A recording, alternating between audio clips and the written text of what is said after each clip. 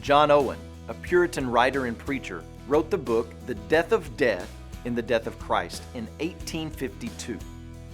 And in the 1950s, the book was reprinted and included an introductory essay written by J.I. Packer.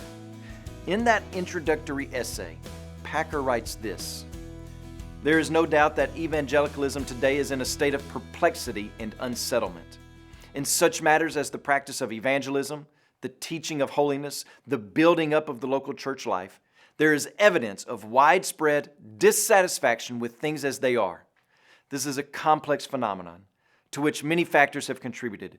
But if we go to the root of the matter, we shall find that these perplexities are all ultimately due to our having lost our grip on the biblical gospel. One way of stating the difference between the new gospel and the old gospel is to say that it is too exclusively concerned to be helpful to man and too little concerned to glorify God. Whereas the chief aim of the old gospel was to teach men to worship God, the concern of the new seems limited to making them feel better." The new gospel that Packer was writing about 60 plus years ago is still prevalent today. We know it as pragmatism. Give the people what they ask for, what they want. If it works, it must be right. If it gets the people in the building, if it makes the offering go up, if it gets people to lift their hands during the music, then do that. Whatever appeals to the crowd and works with the crowd, do that. After all, what pastor doesn't want people walking away from the church service saying, "That was incredible"?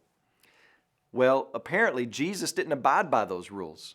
His main concern was never what the people wanted or asked for, but in always preaching and teaching truth as he heard it from his Father.